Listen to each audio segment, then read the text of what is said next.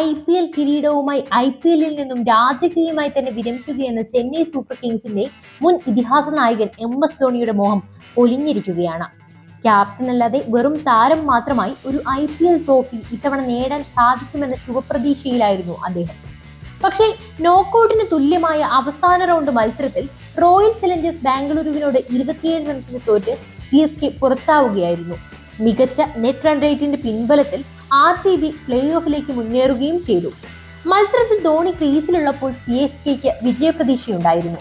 പക്ഷേ 13 ബോളിൽ നിന്നും 3 4-ഉം 1 6-ഉം അടക്കം 25 റൺസ് എടുത്ത അദ്ദേഹം മടങ്ങിയതോടെ CSKയുടെ പ്രതീക്ഷകളും അസ്തമിച്ചു.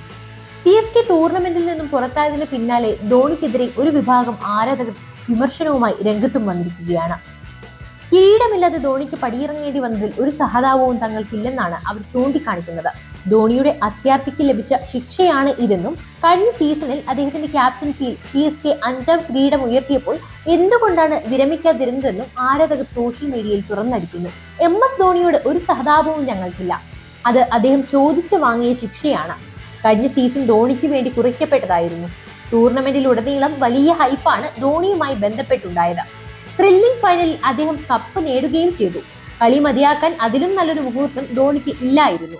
എന്നാൽ വീണ്ടും ഒരു ട്രോഫി എന്ന അദ്ദേഹത്തിന്റെ ആർത്തിയാണ് ഇപ്പോൾ കണ്ണീരിൽ കലാശിച്ചിരുന്നതെന്നും ആരാധകർ ചൂണ്ടിക്കാട്ടി. കഴിഞ്ഞ സീസൺ യഥാർത്ഥത്തിൽ MS ധോണിയുടേതായിരുന്നു. കാര്യങ്ങളെല്ലാം അദ്ദേഹം ആഗ്രഹിച്ചതുപോലെ സംഭവിക്കുകയും ചെയ്തു. ധോണിയുടെ അവസാനത്തെ സീസൺ എന്ന രീതിയിലാണ് ടൂർണമെന്റിന്റെ അവസാനം വരെ ബ്രോഡ്കാസ്റ്റർമാർ കൊണ്ടുപോയത്. ആരാധകർ രാജ്യത്തിന്റെ വിവിധ ഭാഗങ്ങളിലേക്ക് യാത്ര ചെയ്ത് ധോണിയുടെ ഓരോ മത്സരവും ആഘോഷമാക്കുകയും ചെയ്തു. എല്ലാവരുടെയും പ്രാർത്ഥനകൾ പോലെ തന്നെ IPL കിരീടവും ധോണിയെ തേടിയെത്തി. കളി നിർത്താൻ ഇതിലും നല്ലൊരു മുഹൂർത്തം ഒരു ക്രിക്കറ്റർക്കും കിട്ടാനില്ല. പക്ഷേ ആർത്തി കാരണം ധോണി വിരമിക്കാതെ ഈ സീസണിലും കളി തുടർന്നു. ഇപ്പോൾ ഇത്തരമൊരു മനസ്സകർണ അവസ്ഥയിലേക്ക് അദ്ദേഹത്തെ എത്തിച്ചതും ഈ ആർത്തിയാണെന്നും ആരാധകർ വിമർശിക്കുന്നു. ഈ കാര്യത്തിൽ നിങ്ങളുടെ അഭിപ്രായം എന്താണ്? ധോണിയുടെ പക്ഷത്താണോ അതോ ആരാധകരുടെ പക്ഷത്താണോ നിങ്ങൾ?